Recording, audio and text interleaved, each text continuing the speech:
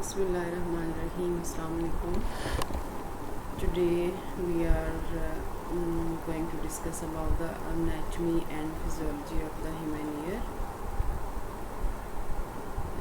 This is our lecture number 11.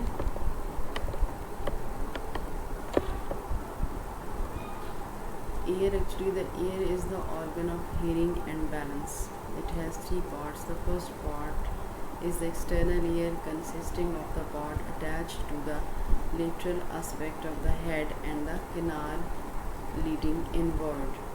आपको जो कान का बाहर वाला हिस्सा नज़र आता है वो एक तरफ से जो है वो हमारे हेड के साथ जो है वो जुड़ा हुआ होता है, और उसका जो बाहर वाला लीफ लाइक स्ट्रक्चर जो होता है उसको हम एक्सटर्नल ईयर कहते हैं। और इस एक्सटर्नल ईयर को जो है हम पिना या जो है वो ऑडिटरी एक्सटर्नल ऑडिटरी जो हमारा म्यूटस होता है वो भी इसी के साथ जुड़ा हुआ होता है। मेजर डिवीजन अगर हम ईयर की देखें तो उसमें हमारा जो है वो आउटर ईयर है, मिडल ईयर, इनर ईयर है और एक क्रेनियल नर्व जो कि वेस्टिबुलोकॉक्लियर नर्व है और ब्रेन है।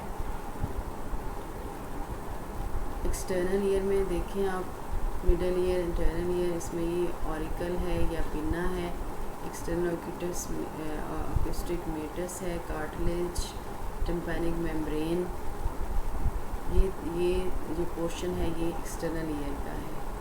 और मिडल ईयर में आप देखें यहाँ पे ये ऑसिकल्स हैं, बोनी जो बोन्स हैं, 3 बोन्स हैं, और इंटरनल अक्यूस्टिक मेटस है, फेरिंक्स है, ये यूस्टेशियन ट्यूब है। Structure of the outer ear, इसमें पिन्ना है, एक्सटर्नल ऑडिटरी मेटस है। ऑरिकल में आप देखें, ऑरिकल या पिन्ना एक ही चीज़ है। इसमें हेलिक्स है,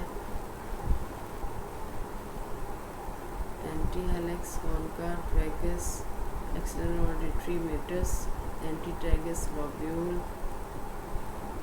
ट्रायंगुलर फोसा। ये तमाम जो पार्ट्स हैं ये एक्सटर्नल ईयर के हैं, जो कि विजिबल पार्ट्स हैं और आप देख सकते हैं। The visible portion that is commonly referred as the ear helps localize sound sources, direct sounds into the ear. इसका काम क्या है कि ये साउंड को लोकलाइज करता है कि आवाज़ जो है वो कहाँ से आ रही है, और उसको जो है वो कलेक्ट करके ऑडिटरी कनाल के थ्रू जो है वो मिडल ईयर तक पहुंचाता है। External auditory meatus extends from the pinna to the tympanic membrane about 26 millimeters in length and 7 in diameter in adult ear. Size and shape vary among individuals.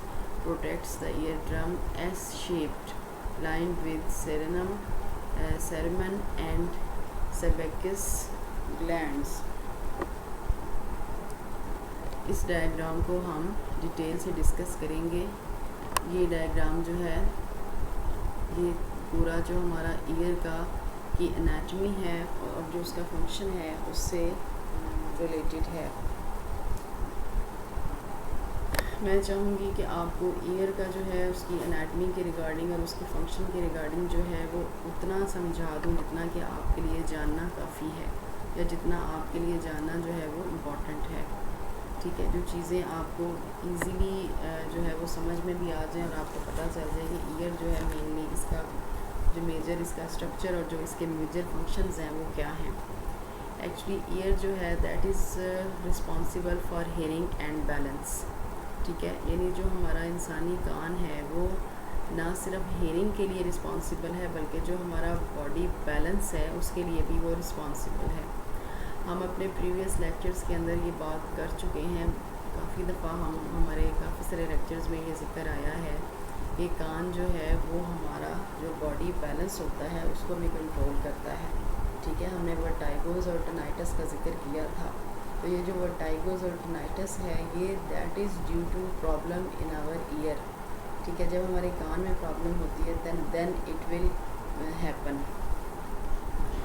Internal ear जो है उसको आप देखें, जो हमारा एक्सटर्नल ईयर है, उसको आप देखें, external ear and this is the middle year, और ये वाला जो है ये हमारा इंटरनल ईयर है। ठीक है, आप ये देखें जो हमारा एक्सटर्नल ईयर है उसके अंदर है ये जो लीफ लाइक शेप है, इसको हम कहते हैं पिन्ना। और पिन्ना जो है ये साउंड कलेक्ट करता है, साउंड कलेक्ट करके ये जो ऑडिटरी कनाल है इसके अंदर से साउंड होती हुई जो है वो जाकर ईयर ड्रम से टकराती है या टिम्पैनिक मेम्ब्रेन से टकराती है। ईयर ड्रम या टिम्पैनिक मेम्ब्रेन जो है ये एक ही चीज़ के दो नाम हैं।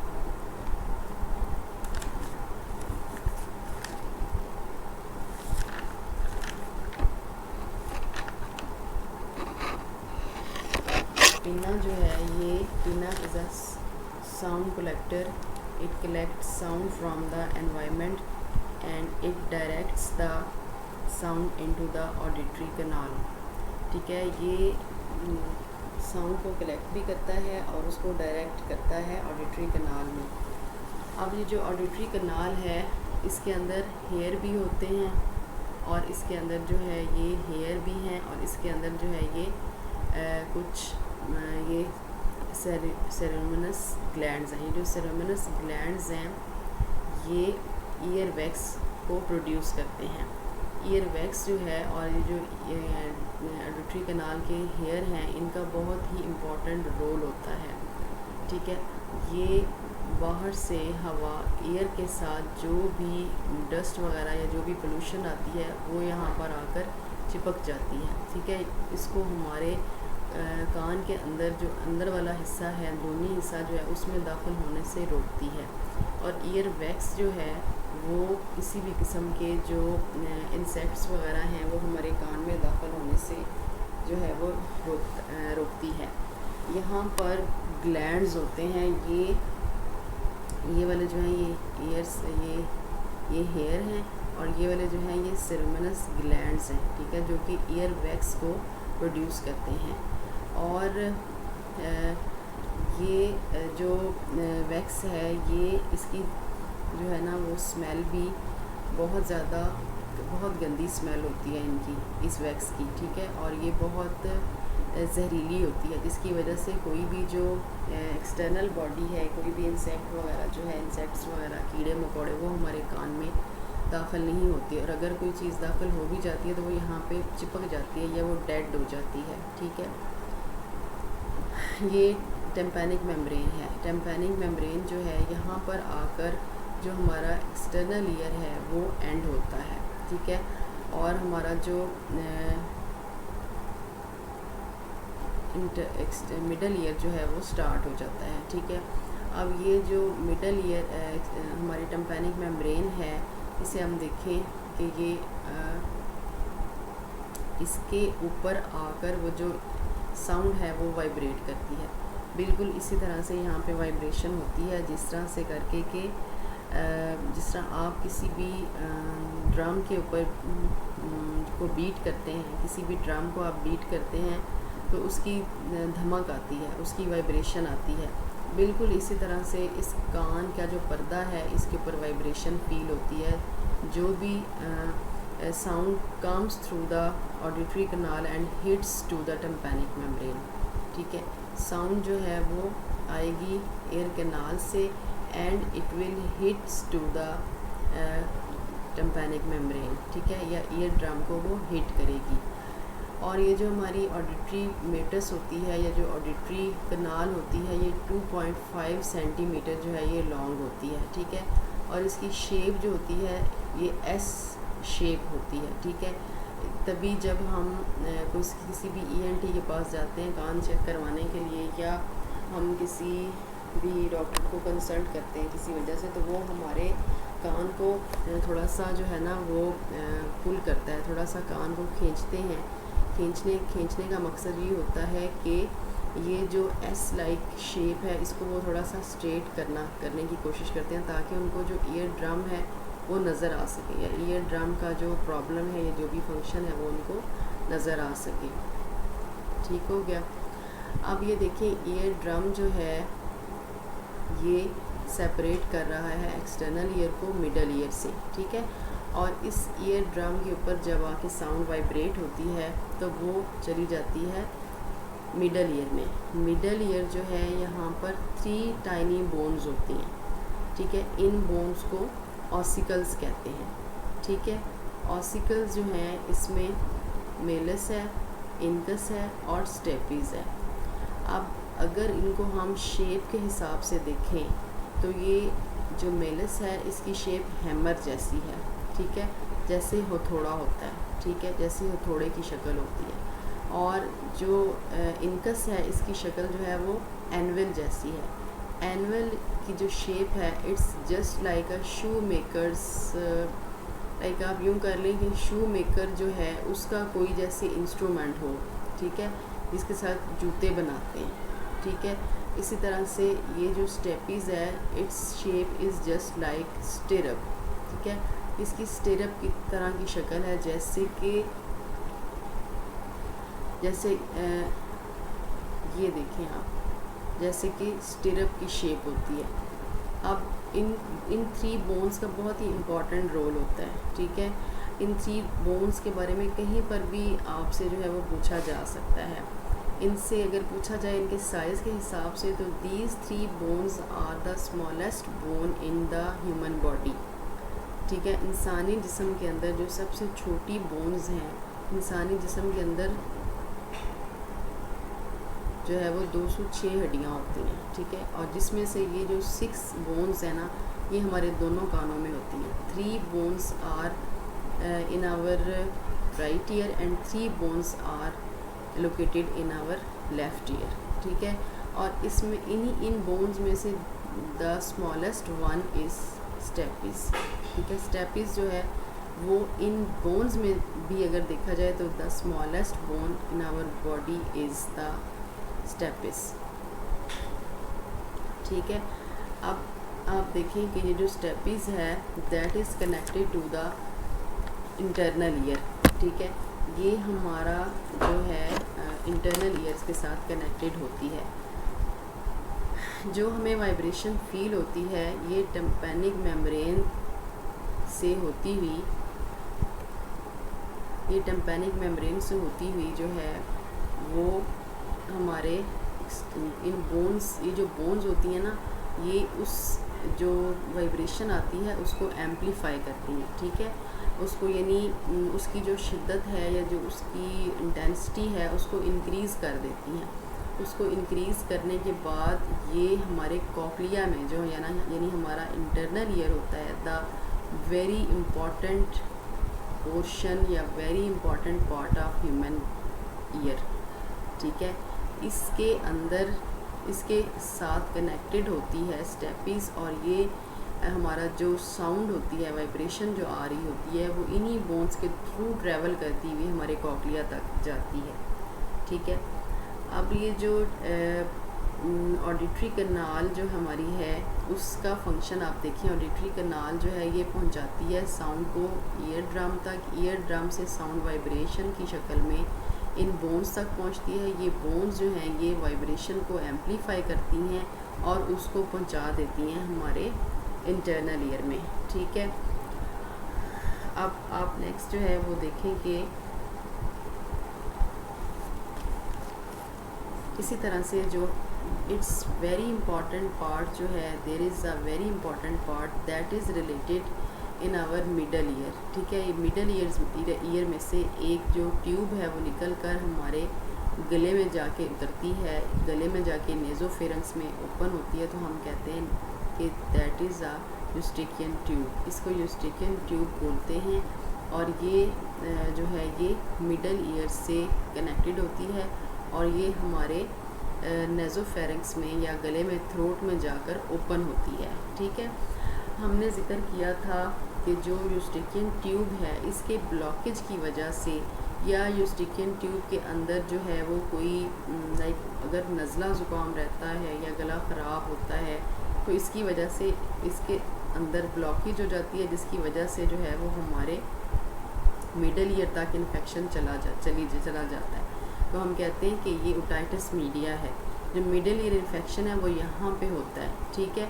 और वो किस वजह से होता है कि जो हमारी यूस्ट्रिकियन ट्यूब है बच्चों के अंदर ये ज़्यादा कॉमन होता है, क्योंकि बच्चों की जो यूस्ट्रिकियन ट्यूब है वो अभी इतनी अच्छे से डेवलप नहीं हुई होती, जिसकी वजह से, और ना ही वो अपनी प्रॉपर पोजीशन में अभी होती है, जिसकी वजह से जो है वो बच्चों के अंदर ओटाइटिस मीडिया यानी इस ट्यूब का ब्लॉक हो जाना और मिडल ईयर के अंदर इन्फेक्शन हो जाना जो है वो वेरी कॉमन होता है।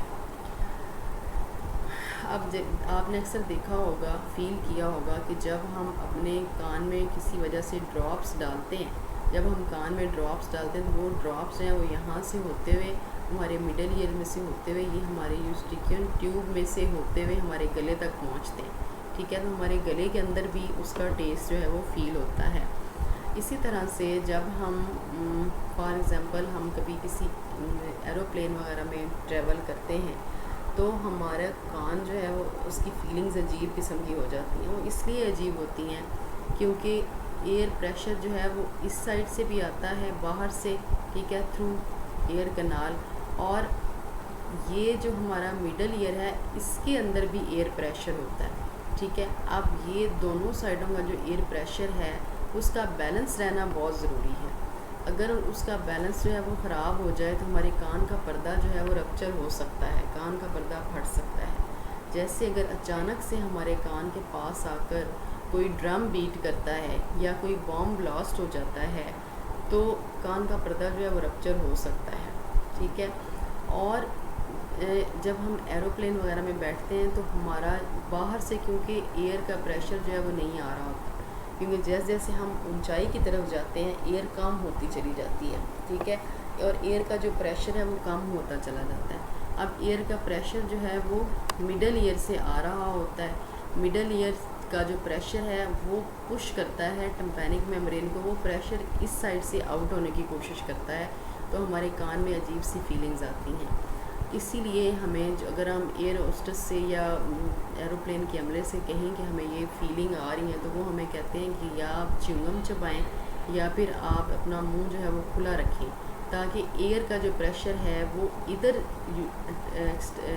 जो ऑडिटरी कनाल है इस तरफ जाने की बजाय यूस्ट्रिकियन ट्यूब से जो है वो इस्केप हो जाए। ठीक है, यानी एयर का इस्केप और एयर का रेगुलेट होना कान के अंदर बहुत ज़रूरी है। यूस्ट्रिकियन ट्यूब जो है ये हमारे मिडल ईयर में जो एयर का प्रेशर है उसको रेगुलेट रखती है, उसको मेंटेन रखती है। ठीक है, हमारे टिम्पैनिक मेम्ब्रेन में हमारे मिडल ईयर में जो एयर का प्रेशर है उसको मेंटेन रखती है, रेगुलेट करती है यूस्ट्रिकियन ट्यूब। ठीक है, अब अगर ये यूस्ट्रिकियन ट्यूब ना हो, यानी एयर का इस्केप जो है वो कहीं से भी ना हो रहा हो, हमारे मुंह से भी ना हवा निकल रही हो, हमारे कान से भी ना निकल रही हो, तो यहाँ पे फिर क्या होगा, जो हमारा ईयर ड्रम है वो डेफिनेटली रप्चर हो जाएगा। ठीक है, इसके बाद हम देखेंगे हमारा जो इंटरनल ईयर है उसका क्या फंक्शन होता है। इंटरनल ईयर जो है, सबसे पहली बात आपको बताती चलूँ कि जो इंटरनल ईयर हमारा है इसके अंदर 3 चीज़ें जो हैं ये बहुत कॉमन होती हैं। ठीक है, one thing is cochlea, the second is semi circular canals, और जो थर्ड पार्ट है वो है वेस्टिब्यूल। ठीक है, सेमी सर्कुलर कनाल्स, कॉक्लिया और वेस्टिब्यूल। ठीक है, ये जो कॉक्लिया के साथ यहाँ पे ये पोर्शन होता है ये वेस्टिब्यूल होता है। ठीक है, अब जो हमारा इंटरनल ईयर है ये बोनी लेब्रंथ कहलाता है। ठीक है, इसको हम कहते हैं कि ये बोनी लेब्रंथ है। अगर कहीं पे भी कोई आपसे क्वेश्चन करता है कि कान के अंदर बोनी लेब्रंथ जो है वो कौन सा है, तो जो इंटरनल ईयर है that is a bony labyrinth of the year.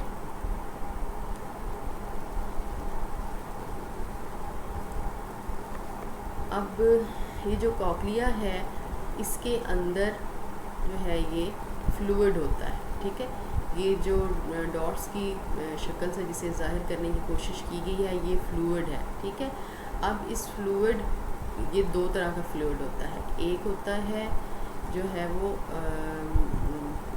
अपना एक जो होता है वो हमारा होता है पेरिलिम्फ और दूसरा होता है एंडोलिम्फ। ठीक है, 2 तरह का फ्लूइड यहाँ पे मौजूद होता है।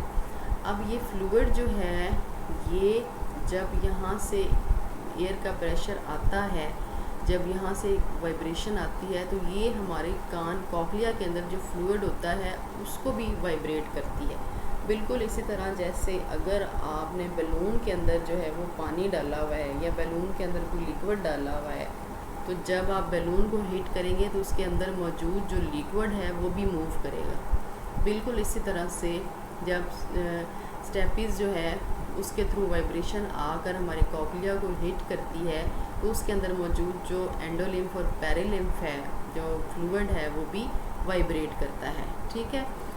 अब इस कॉक्लिया के अंदर कुछ सेंसरी पैचेस होते हैं, इनको सेंसरी पैचेस बोलते हैं। ठीक है। जो कि जिनके ऊपर हेयर सेल्स होते हैं। ठीक है। इनके ऊपर भी हेयर सेल्स होते हैं और इनको सेंसरी, ये सारे सेंसरी पैचेस हैं और इनको ऑर्गन ऑफ कॉटाई बोलते हैं। ऑर्गन ऑफ कॉटाई जो है ये बड़ी ही इम्पॉर्टेंट चीज़ है हमारी हेयरिंग के लिए। ठीक है। एक्चुअली हमारी हेयरिंग जो है उसको वाइब्रेशन से इम्पल्सेस में कन्वर्ट करते हैं ऑर्गन ऑफ कॉटाई। ठीक है। अब ये जो ऑर्गन ऑफ कॉटाई हैं, ये हम इन सेंसरी पैचेस को बोलते हैं। ये सारे सेंसरी पैचेस यहाँ पे सेंसेशन फील होती है। ठीक है। और यहाँ पे हेयर सेल्स होते हैं। अब ये जो ऑर्गन ऑफ, ये जो हमारे सेंसरी पैचेस हैं और ये जो हेयर सेल्स हैं, ये हमारी ऑडिटरी नर्व्स तक जाते हैं। ठीक है। ये हमारी ऑडिटरी नर्व्स तक जाते हैं। ठीक है। और ऑडिटरी नर्व्स जो हैं ये हमारे ब्रेन को मैसेज पहुंचाती हैं और ब्रेन जो है वो इंटरप्रेट करता है, यानी डिकोडिंग करता है कि जो मैसेज आया है या जो इन्फॉर्मेशन आई है उसका मतलब क्या है और उसका जो है वो क्या रिप्लाई करना है। अब ये जो सेंसरी पैचेस हैं इनके ऊपर बहुत सारे हेयर सेल्स होते हैं। ये सारे हेयर सेल्स जो होते हैं ये ऑडिटरी नर्व्स से कनेक्टेड होते हैं और ये हेयर सेल्स इन वाइब्रेशंस को इम्पल्सेस में कन्वर्ट कर देते हैं और ये ऑडिटरी नर्व्स ब्रेन में मैसेज पहुंचाती हैं। अब ये जो इम्पल्सेस में कन्वर्ट करने वाला काम है वो करते हैं हमारे ऑर्गन ऑफ कॉटाई। ठीक है। अब ये तो कान के सुनने का अमल है। ये हमारी जो है वो ये सारा जो फंक्शन है कॉक्लिया का, ये है कि हमारी हेयरिंग जो है वो किस तरह से करके थ्रू प्रॉपर चैनल जो है वो हमारे ब्रेन तक पहुंचती है। अब ईयर के अंदर क्योंकि हमारा बॉडी बैलेंस जो है वो भी हमारे कान ने कंट्रोल करना होता है, तो इसके अंदर ये जो वेस्टिब्यूल है कॉक्लिया के साथ अटैच्ड है और सेमी सर्कुलर कनाल्स जो हैं these are connected with our vestibule. ये एक्चुअली हमारे बॉडी बैलेंस को मेंटेन या कंट्रोल करती हैं। अब ये देखें, इन सेमी सर्कुलर कनाल्स के अंदर भी सेंसरी पैचेस हैं। ठीक है। ये भी सारे सेंसरी पैचेस हैं जिस तरह से कॉक्लिया के अंदर सेंसरी पैचेस हैं और इन सेंसरी पैचेस को कहते हैं, इन सेंसरी पैचेस को जो है वो मैकुला कहते हैं। ठीक है। ये जो मैकुला है ये सेंसरी पैचेस जो हैं ये मैकुला कहलाते हैं। ठीक है। अब इन सेंसरी पैचेस के ऊपर भी हेयर सेल्स होते हैं। ठीक है। और ये जो हैं वो हमारे वेस्टिब्यूल तक जाते हैं। इनको मैकुला कहते हैं और इनके ऊपर हेयर सेल्स जो होते हैं इनको वेस्टिब्यूल नर्व से ये कनेक्टेड होते हैं। ये हमारे हेड की पोजीशन को हमारी जो है वो बॉडी के अकॉर्डिंग, हमारे हेड की पोजीशन को बॉडी के अकॉर्डिंग करते हैं। यानी it tells us the head position with respect to our body. ठीक है। यानी हमारी जो बॉडी है वो किस तरफ मूव करती है और हमारे हेड ने किस तरफ मूव करना है विद रिस्पेक्ट आवर बॉडी, वो हमें ये जो है वो सेंसरी पैचेस जो हैं ये सेमी सर्कुलर कनाल्स के अंदर जो मौजूद हैं ये वेस्टिब्यूल के साथ जो है वो अटैच होते हैं और ये वेस्टिब्यूलर नर्व्स तक जाते हैं। ये जो मैकुलाज हैं, ये हेयर सेल्स जो हैं या ये जो मैकुलाज हैं सेंसरी जो ऑर्गन पैचेस हैं, ये हमारे वेस्टिब्यूलर नर्व्स के साथ अटैच्ड होते हैं और वेस्टिबुलर नर्व्स जो हैं वो हमारे ब्रेन के साथ अटैच होती हैं, ठीक है, और जो कि हमें बताती हैं कि हमारे हेड की पोजीशन जो है वो हमारी बॉडी के अकॉर्डिंग है या नहीं है, ठीक है।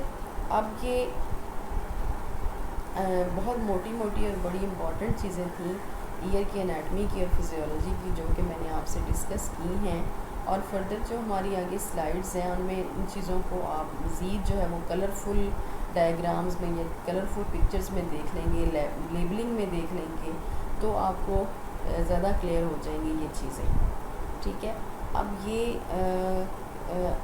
हियरिंग और बैलेंस का एक जनरल सा जिसे हम कहते हैं वो प्रोसेस है, होता है। अब जो एक्सटर्नल ऑडिटरी मेटर्स है, resonator provides about 10 decibel of gain to the eardrum at around 3000 Hz. The net effect of the head, pinna and ear canal is that sound in the 2000 to 4000 Hz region are amplified by 10 to 15 dB. Sensitivity to sounds greatest in this frequency region. Noises in this range are the most hazardous to hearing. It has two parts, outer one by 3 surrounded by cartilage, inner 2/3 जो है वो surrounded by mastoid bone, 1/3 जो है वो surrounded by cartilage है, और inner 2/3 जो है that is surrounded by mastoid bone. cartilageous part है, bony part है, function of the ear है, ear क्या करता है, collect sound, localize, resonator, protection and sensitivity. ये सेरोमन है, यानी वैक्स जो है वो कैसे जो है वो जनरेट होती है, कैसे पैदा होती है यहाँ पर, ठीक है। टिम्पैनिक मेम्ब्रेन जो है ये सेपरेट करती है outer ear from the middle ear से, creates a barrier that protect the middle and inner ear from fall objects. 9 to 10 mm tall और 8 to 9 mm वाइड होती है एंड 0.1 mm थिक होती है, कोन शेप्ड होती है देखने में, और 17.5 mm जो होती है वो इसका डायमीटर होता है। अब इसकी कुछ लेयर्स होती हैं टिम्पैनिक मेम्ब्रेन की, पार्स फ्लैसिडा, पार्स टेंसा, ये इनके जो भी इसके अंदर बोन्स हैं उनकी शेप्स हैं।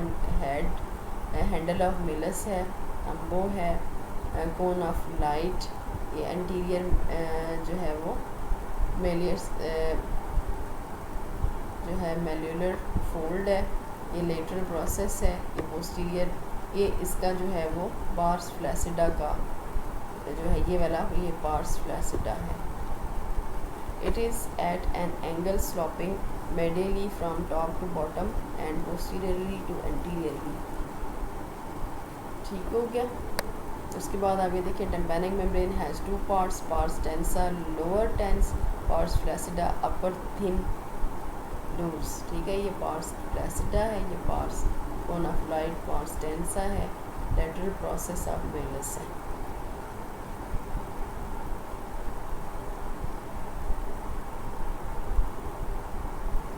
मिडल ईयर में फिर वही tympanic cavity, ossicles, middle ear muscles हैं, यूस्टेकियन ट्यूब और मैस्टॉइड प्रोसेस है।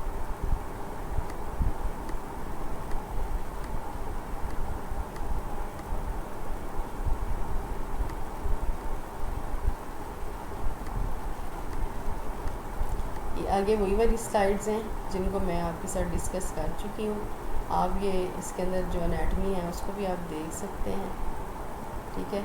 ये हमारा इनर ईयर है, ये बोनी लैब्रंथ और मेम्ब्रेनस लैब्रंथ इस पे मबनी होता है, मुश्तमिल होता है, ठीक है। The membranous labyrinth is filled with the clear fluid called endolymphs. The space between membranous and bony labyrinth is filled with the perilymph. ये वही फ्लूइड है जो कि वाइब्रेशन से जो है वो मूव करता है। Vestibule is the central chamber of the labyrinth, lies medial to the middle ear cavity. Its lateral wall contains oval windows, assist in maintaining body balance. जो ये बात याद रखिएगा, जो ऑर्गन ऑफ कोटाई हैं दे मेंटेन आवर हेयरिंग, और जो हमारा वेस्टिब्यूल और सेमिसर्कुलर कनाल है it maintain our body balance.